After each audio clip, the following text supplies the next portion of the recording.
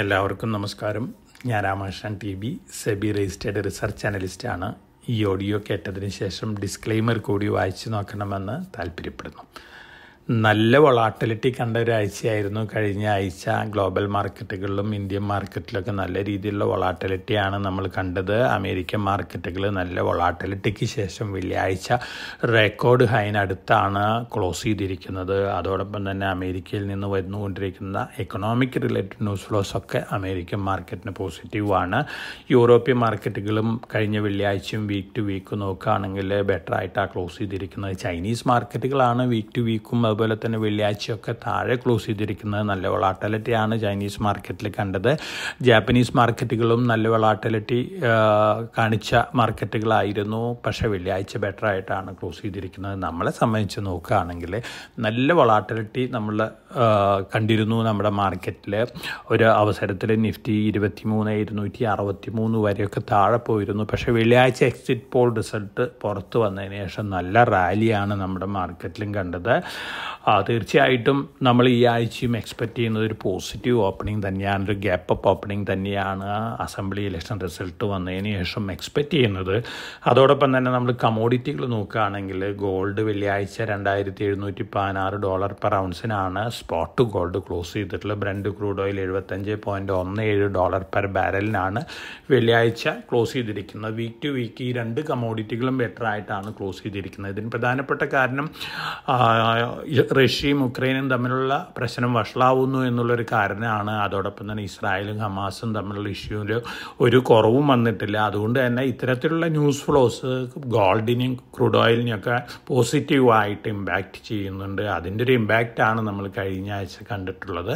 അപ്പം ഗോൾഡിൻ്റെ കാര്യം എടുക്കുകയാണെങ്കിൽ സെൻട്രൽ ബാങ്കുകൾ വീണ്ടും വലിയ രീതിയിൽ ഗോൾഡ് വാങ്ങുന്നു എന്നുള്ള റിപ്പോർട്ടുകളുണ്ട്. അതോടൊപ്പം തന്നെ ETF-കളിലേക്ക് ഇൻവെസ്റ്റേഴ്സ് അക്രോസ് ദ ഗ്ലോബ് വലിയ രീതിയിലുള്ള ഇൻഫ്ലോ ആണ് ഗോൾഡ് ETF-കളിലേക്ക് വന്നുകൊണ്ടിരിക്കുന്ന റിപ്പോർട്ടുണ്ട്.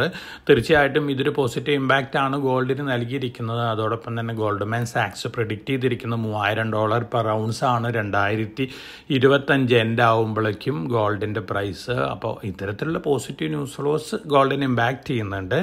അതോടൊപ്പം തന്നെ നമ്മൾ ഇന്ത്യൻ ഫെസ്റ്റിവൽ സീസൺ ആരംഭിച്ചിരിക്കുകയാണ്, വെഡ്ഡിങ് സീസൺ ഒക്കെ ആരംഭിച്ചിരിക്കുകയാണ്. ഇതും ഗോൾഡിനെ സംബന്ധിച്ച് പോസിറ്റീവ് ഇമ്പാക്റ്റ് ഉണ്ടാക്കുന്ന ന്യൂസ് ഫ്ലോസ് ഒക്കെ തന്നെയാണ്.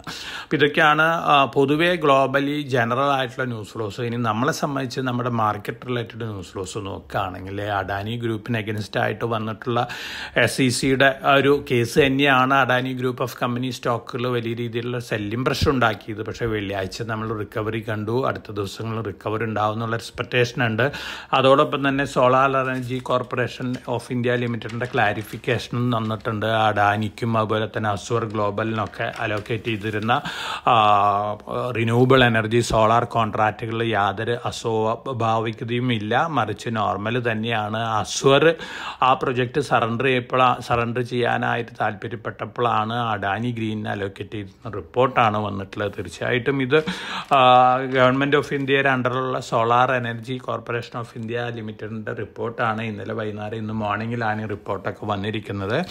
അതോടൊപ്പം തന്നെ അഡാനി എനർജി സൊല്യൂഷന് വീണ്ടും ഒരു വലിയ പ്രൊജക്റ്റ് കിട്ടിയിരിക്കുകയാണ്. പൂനെയിൽ നിന്നുള്ള ഇൻ്റർ സ്റ്റേറ്റ് ട്രാൻസ്മിഷൻ ലൈനിന് വേണ്ടിയുള്ള ഒരു ഓർഡറാണ്. 3,455 കോടി രൂപയുടെ ഓർഡറാണ്. ഈ വർഷം 4ാമത്തെ ഇത്തരത്തിലുള്ള ഓർഡറാണ് അഡാനി എനർജി സൊല്യൂഷന് കിട്ടുന്നത്. പവർ ട്രാൻസ്മിഷൻ രംഗത്ത് വളരെ പ്രോമിസിംഗ് ആയിട്ടുള്ളൊരു കമ്പനി തന്നെയാണ്. കമ്പനിയും അഡാനിയുടെ അണ്ടറിലാണെന്ന് മാത്രം. അതോടൊപ്പം തന്നെ അഡാനി എനർജി സൊല്യൂഷനെ കുറിച്ച് കെനിയ റിലേറ്റഡ് ന്യൂസ് ഫ്ലോസ് വെള്ളിയാഴ്ച കണ്ടിരുന്നു. വലിയ രീതിയിലുള്ള നെഗറ്റീവ് ഇമ്പാക്റ്റ് ഒക്കെ ഉണ്ടായിരുന്നു. പക്ഷേ 2-3 ആഴ്ചകൾക്ക് മുമ്പ് നമ്മൾ ഇത്തരത്തിൽ കെനിയയുടെ ഡിസിഷനൊക്കെ കെനിയൻ സുപ്രീം കോടതി ഡിസിഷനൊക്കെ ഇൻവെസ്റ്റേഴ്സിന് പാസ് ഓൺ ചെയ്തിരുന്നതാണ്. അതുകൊണ്ട് തന്നെ അത് കാര്യമായിട്ടുള്ള നെഗറ്റീവ് ഇമ്പാക്റ്റ് ഉണ്ടാക്കുന്ന ഒരു ന്യൂസ് അല്ല അഡാനി എനർജി സൊല്യൂഷനെ സംബന്ധിച്ച്. എന്നിരുന്നാലും അഡാനി ഗ്രൂപ്പ് ഓഫ് കമ്പനികൾ വീണ്ടും നല്ല വൊളാട്ടിലിറ്റി ഒക്കെ കാണാം. അപ്പോൾ വൊളാട്ടിലിറ്റി ഇഷ്ടപ്പെടാത്ത ഇൻവെസ്റ്റേഴ്സ് ഈ സ്റ്റോക്കുകളിൽ നിന്ന് മാറി നിൽക്കുന്നതാണ്. മറിച്ച് ഈ ഗ്രൂപ്പ് ഓഫ് ഷെയർസിൻ്റെ ഫാള് ലോങ് ടൈമിലേക്കൊരു ഓപ്പർച്യൂണിറ്റി ആയിട്ട് കാണുന്ന ഇൻവെസ്റ്റേഴ്സ് മാത്രം ഈ ഗ്രൂപ്പ് ഓഫ് കമ്പനി സ്റ്റോക്കുകളിൽ ഇൻവെസ്റ്റ് ചെയ്താൽ മതി, അല്ലാത്തവർ മാറി നിൽക്കുന്നതായിരിക്കും നല്ലത്. ഇനി നമ്മൾ മറ്റു ന്യൂസ് ഫ്ലോസൊക്കെ നോക്കുകയാണെങ്കിൽ സൊമാറ്റോ BSE സെൻസസിലേക്ക് എൻട്രി ആണ് December 23 തൊട്ട്. സൊമാറ്റോനെ സംബന്ധിച്ച് പോസിറ്റീവാണ്. ഫോറിൻ പോർട്ട്ഫോളിയോ ഇൻവെസ്റ്റേഴ്സ് നവംബറിൽ 26,533 കോടി രൂപയ്ക്കുള്ള സ്റ്റോക്ക് വിറ്റിട്ടുണ്ട്. പക്ഷെ നമ്മുടെ മാർക്കറ്റിൽ ഇതൊക്കെ അബ്സോർബ് ചെയ്ത് പോവുകയാണ്. നമ്മുടെ ഫണ്ടുകൾ, മ്യൂച്വൽ ഫണ്ടുകൾ, അതുപോലെ തന്നെ മറ്റ് ഇൻസ്റ്റിറ്റ്യൂഷനിലൊക്കെ ധാരാളം ക്യാഷ് സർപ്ലസ് ഉണ്ട്. ഇൻവെസ്റ്റ് ചെയ്യാനായിട്ട് ഓരോ ആഴ്ചയിലും ഇവർ റെഡിയാണെന്നുള്ള റിപ്പോർട്ടുകളൊക്കെയാണ് വന്നുകൊണ്ടിരിക്കുന്നത്. അതോടൊപ്പം തന്നെ നമ്മുടെ SIP amount month two month നോക്കുകയാണെങ്കിൽ ഇൻക്രീസ് ചെയ്തുകൊണ്ടിരിക്കുകയാണ്. അപ്പോൾ പൊതുവേ ഫോറിൻ പോർട്ട്ഫോളിയോ ഇൻവെസ്റ്റേഴ്സിൻ്റെ സെല്ലിംഗ് പ്രഷറൊക്കെ ഇന്ത്യയിൽ വലിയ രീതിയിലുള്ള നെഗറ്റീവ് ഇമ്പാക്റ്റ് ഒന്നും ഫർദർ ഉണ്ടാക്കാൻ പോകുന്നില്ല എന്നുള്ളൊരു എക്സ്പെക്റ്റേഷനാണ് ഉള്ളത്. അതോടൊപ്പം തന്നെ നമ്മൾ മറ്റു ന്യൂസ് ഫ്ലോസൊക്കെ നോക്കുകയാണെങ്കിൽ ധാരാളം പുതിയ ന്യൂ ഫണ്ടുകൾ ഈ ആഴ്ച ഓപ്പൺ ചെയ്യുന്നുണ്ട്. Mutual fund new fund offers വരുന്നുണ്ട്. ഇത്തരത്തിലുള്ള ന്യൂ ഫണ്ട് ഓഫേഴ്സൊക്കെ സബ്സ്ക്രൈബ് ചെയ്യുന്നത് long term point of view നന്നായിരിക്കും എന്നാണ് എനിക്ക് തോന്നുന്നത്. യൂണിയൻ ആക്റ്റീവ് മൊമെൻറ്റം ഫണ്ട് ഉണ്ട്. ഇത് നവംബർ 28 ഓപ്പൺ ചെയ്യുന്നത്. അതുപോലെ തന്നെ Invesco multi asset allocation fund ഉണ്ട്, നവംബർ 27 ഓപ്പൺ ചെയ്യുന്നത്. അതുപോലെ തന്നെ ടാറ്റ ഗ്രൂപ്പിൻ്റെ ഒരു ഫണ്ട് ഉണ്ട്.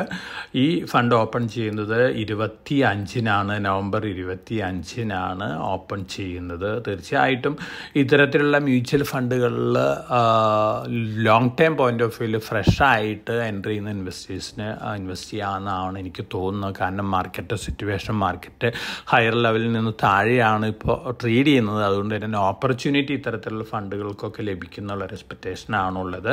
അതോടൊപ്പം തന്നെ മ്യൂച്വൽ ഫണ്ടുകൾ മാറ്റി വെച്ച് കഴിഞ്ഞാൽ SME IPO വളരെ റിസ്ക് എടുത്ത് ഇൻവെസ്റ്റ് ചെയ്യുന്ന ഇൻവെസ്റ്റേഴ്സാണ് പൊതുവെ SME IPOയിലൊക്കെ ഇൻവെസ്റ്റ് ചെയ്യുന്നത്. SME IPOയിൽ ഓൾറെഡി നമ്മൾ സജസ്റ്റ് ചെയ്തിരുന്നുള്ള 2 സ്റ്റോക്കുകളുണ്ട്.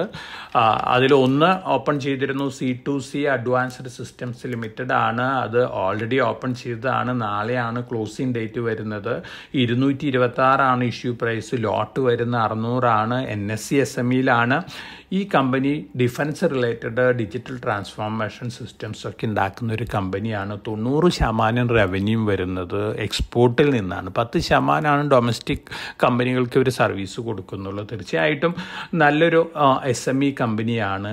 SME IPOയിൽ അപ്ലൈ ചെയ്യുന്ന ഇൻവെസ്റ്റേഴ്സിന് അപ്ലൈ ആവുന്ന ഒരു കമ്പനിയാണ്. NSE SMEയിലാണ് അപ്ലൈ ചെയ്യുന്നത്. ഒരു പക്ഷേ 100%-ലധികം ലിസ്റ്റിംഗ് ഗെയിൻ കിട്ടാൻ സാധ്യതയുള്ള ഒരു SME IPO ആണ്. അതോടൊപ്പം തന്നെ മെയിൻ ബോർഡ് IPO കഴിഞ്ഞ ആഴ്ചയിൽ ഓപ്പൺ ചെയ്താണ് എൻവിറോ ഇൻഫ്ര എഞ്ചിനീയേഴ്സ് ലിമിറ്റഡ്. തീർച്ചയായിട്ടും ഇതും വാട്ടർ റിലേറ്റഡ് രംഗത്തുള്ളൊരു കമ്പനിയാണ്.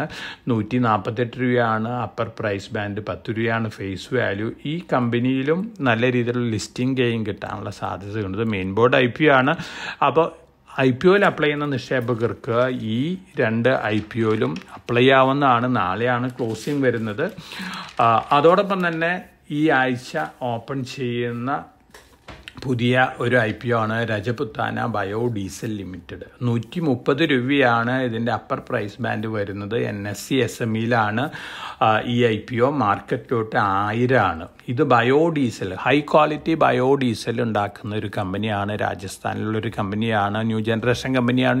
ന്യൂ ജനറേഷൻ പ്രൊഡക്റ്റുകൾ തന്നെയാണ് ഈ കമ്പനിയും പ്രൊഡ്യൂസ് ചെയ്യുന്നത്.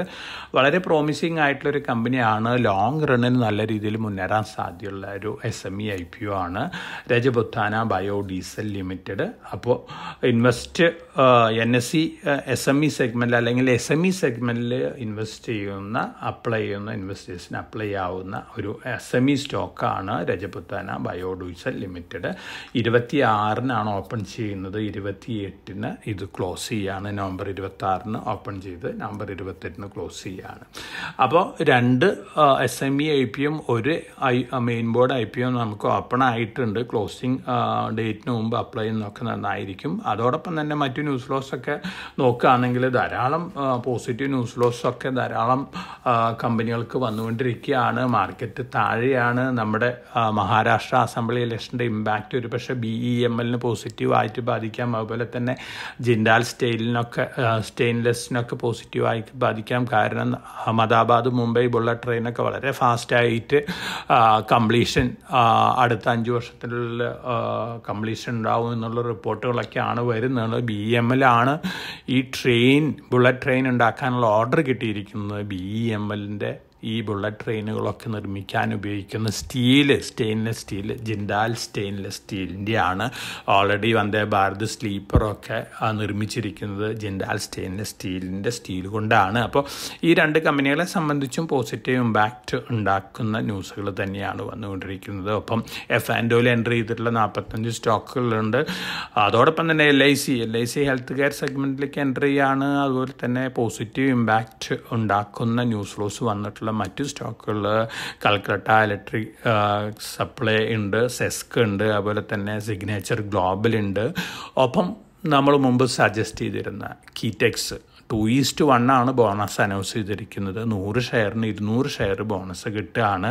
ഇപ്പോൾ അതിൻ്റെ ഇക്വിറ്റി ക്യാപിറ്റൽ 6.65 കോടിയാണ്. ബോണസിന് ശേഷം 19.95 കോടിയായിട്ട് വരും. വളരെ പ്രോമിസിങ് ആയിട്ടുള്ള ടെക്സ്റ്റൈൽ രംഗത്തുള്ളൊരു കമ്പനിയാണ്. തെലങ്കാനയിൽ മാർച്ചോട് കൂടിയിട്ട് അവർ പുതിയ പ്രൊജക്റ്റ് ഫസ്റ്റ് ഫേസ് കമ്മീഷൻ ചെയ്യും.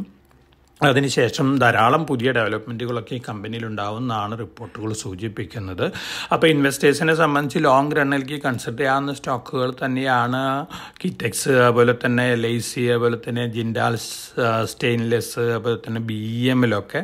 അപ്പോൾ ഇത്തരത്തിലുള്ള സ്റ്റോക്കുകളൊക്കെ മാർക്കറ്റ് വൊളാറ്റിലിറ്റിയിൽ താഴെ വരുമ്പോൾ തങ്ങളുടെ റിസ്ക് ടേക്കിംഗ് കപ്പാസിറ്റിക്ക് അനുസരിച്ച് ഇൻവെസ്റ്റ് ചെയ്യാനുള്ള ഡിസിഷൻ എടുക്കുന്നതൊക്കെ എന്നായിരിക്കുന്നതാണ് എനിക്ക് തോന്നുന്നത്. ഒപ്പം ട്രാക്ടർ സെയിൽസൊക്കെ വീണ്ടും നല്ല രീതിയിൽ മുന്നേറുന്നുള്ള റിപ്പോർട്ടുകളൊക്കെ വരുന്നുണ്ട്.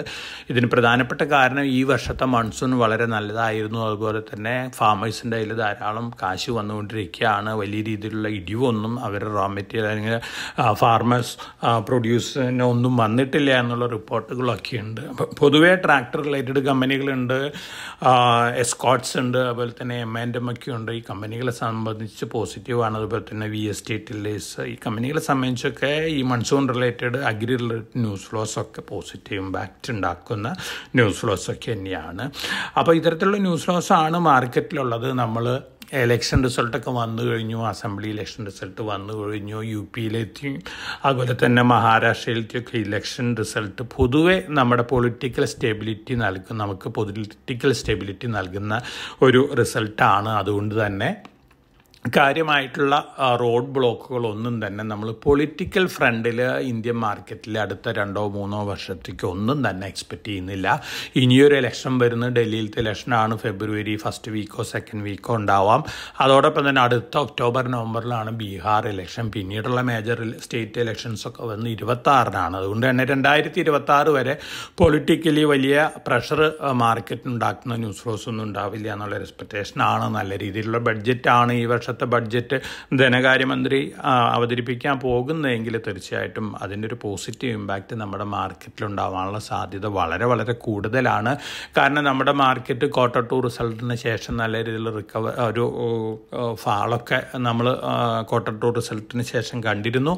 അത് പൊതുവേ Q2 റിസൾട്ടുകൾ സ്ലൈറ്റ്ലി ബിലോ എക്സ്പെക്റ്റേഷൻ ആയിരുന്നു. അതിൻ്റെ ഒരു ഡിസ്കൗണ്ടിങ് ആണ്. അതുകൊണ്ട് തന്നെ ഇത്തരത്തിലുള്ള negative news flows already discount ചെയ്തിട്ടുണ്ട്. ഇനി വരാൻ പോകുന്നത് ഒരു റിക്കവറിയാണ് നമ്മൾ പല സെക്ടറിലും എക്സ്പെക്റ്റ് ചെയ്യുന്നത്, പ്രത്യേകിച്ച് റെയിൽവേ സെക്ടർ, അതുപോലെ തന്നെ റിന്യൂവബിൾ എനർജി സെക്ടർ. കാരണം പവറില്ലാതെ നമ്മുടെ ആക്ടിവിറ്റീസ് ഒന്നും മുന്നോട്ട് പോയില്ല. അതുപോലെ തന്നെ ഡാറ്റാ സെൻറ്റർ റിലേറ്റഡ് സ്റ്റോക്കുകൾ. അപ്പോൾ പൊതുവേ ഡാറ്റാ സെൻറ്റർ റിലേറ്റഡ് സ്റ്റോക്കുകൾ മുന്നേറുകയാണെങ്കിൽ അതിനൊക്കെ പവർ റിലേറ്റഡ് സ്റ്റോക്കുകൾക്കൊക്കെ അതിൻ്റെ പോസിറ്റീവ് ഇമ്പാക്റ്റ് ഉണ്ടാവും. അതുകൊണ്ട് തന്നെ വളരെ പ്രോമിസിങ് ആയിട്ടുള്ള ഡേയ്സ് ആണ് മുന്നിലുള്ളതെന്നുള്ളൊരു എക്സ്പെക്റ്റേഷനാണ്. എന്നിരുന്നാലും ഗ്ലോബൽ വൊളാറ്റിലിറ്റി വലിയ രീതിയിൽ വരികയാണെങ്കിൽ അതിൻ്റെ ഇമ്പാക്റ്റൊക്കെ നമ്മുടെ മാർക്കറ്റിലൊക്കെ ഉണ്ടാവും. അതുകൊണ്ട് തന്നെ വളരെ കോഷ്യസ് ആയിട്ട് മാർക്കറ്റിൽ മൂവ് ചെയ്യണം. അതുപോലെ തന്നെ ഒരു ലോങ് ടേം വ്യൂ കീപ്പ് ചെയ്യുന്നതാണ് എപ്പോഴും ഇൻവെസ്റ്റേഴ്സിന് നല്ലത്. കാരണം ഷോർട്ട് ടൈം ആയിട്ട് മീഡിയം ടൈമിലൊക്കെ ഒരുപക്ഷെ ജിയോ പൊളിറ്റിക്കൽ ടെൻഷൻസ് വലിയ രീതിയിൽ വഷളായി അതിൻ്റേതായ ഇമ്പാക്റ്റൊക്കെ ഉണ്ടാക്കിയേക്കാം. പക്ഷേ ലോങ് ടൈം പോയിൻ്റ് ഓഫ് വ്യൂവിൽ വളരെ ഡിസിപ്ലിനോടുകൂടി ഇൻവെസ്റ്റ് ചെയ്യുകയാണെങ്കിൽ ഇന്ത്യൻ സ്റ്റോക്ക് മാർക്കറ്റിൽ നിന്ന് അടുത്ത 2-3 വർഷത്തിനുള്ളിൽ നല്ല രീതിയിലുള്ള റിട്ടേൺ എക്സ്പെക്റ്റ് ചെയ്യാനായിട്ട് സാധിക്കും. ഒപ്പം ഗോൾഡ്മാൻ സാക്സും പ്രെഡിക്റ്റ് ചെയ്തിരിക്കുന്നത് അടുത്ത 12 മാസത്തിനുള്ളിൽ നിഫ്റ്റിയുടെ ടാർഗറ്റ് 27,000 തീർച്ചയായിട്ടും അതും ഒരു പോസിറ്റീവ് ന്യൂസാണ്. കറണ്ട് ലെവലിൽ നിന്ന് നല്ല രീതിയിൽ മുന്നേറാൻ സാധ്യതയുള്ള പല സ്റ്റോക്കുകളും ഉണ്ട്. പ്രത്യേകിച്ച് നമ്മുടെ ലാർജ് ക്യാപ്പ് ഓഹരികൾ പലതും നോക്കുകയാണെങ്കിൽ വളരെ ബീറ്റ് ആൻഡ് ഡൗൺ ആണ്. അതുകൊണ്ട് തന്നെ പൊതുവേ ഒരു അപ്വേർഡ് മൊമെൻറ്റം വരികയാണെങ്കിൽ ഇന്ത്യൻ മാർക്കറ്റ് നല്ല രീതിയിൽ മുന്നേറും. ഈ ആഴ്ച എന്തായാലും തിങ്കളാഴ്ച നമുക്കൊരു ഗ്യാപ്പ് അപ്പ് ഓപ്പണിംഗ് എക്സ്പെക്റ്റ് ചെയ്യാം. അതോടൊപ്പം തന്നെ അടുത്ത ദിവസങ്ങളിൽ നല്ല രീതിയിലുള്ള മുന്നേറ്റം നമുക്ക് മാർക്കറ്റിൽ എക്സ്പെക്റ്റ് ചെയ്യാനായിട്ട് സാധിക്കുമെന്നാണ് എൻ്റെ ഒരു എക്സ്പെക്റ്റേഷൻ. ഒപ്പം നമുക്ക് SME IPOs ഉണ്ട്, അതുപോലെ തന്നെ മ്യൂച്വൽ ഫണ്ട് ന്യൂ ഫണ്ട് ഓഫേഴ്സൊക്കെ ഉണ്ട്. അപ്പോൾ ഇത്തരത്തിലുള്ള പ്രൊഡക്റ്റുകളിൽ ഇൻവെസ്റ്റ് ചെയ്യുന്ന ഇൻവെസ്റ്റേഴ്സിന് വളരെ പ്രോമിസിങ് ആയിട്ടുള്ള ഡേയ്സ് തന്നെയാണുള്ളത്. അത്തരത്തിലുള്ള ഇൻവെസ്റ്റ്മെൻറ്റ് ഡിസിഷനായിട്ട് മുന്നോട്ട് പോകാമെന്ന് തന്നെയാണ് എൻ്റെ സജഷൻ. എല്ലാവർക്കും നല്ലൊരു ഇൻവെസ്റ്റിംഗ് വീക്ക് ആശംസിച്ചുകൊണ്ട് ഞാൻ ഇന്നത്തെ വീക്കിലി പോഡ്കാസ്റ്റ് ഇവിടെ അവസാനിപ്പിക്കുകയാണ്. Thank you.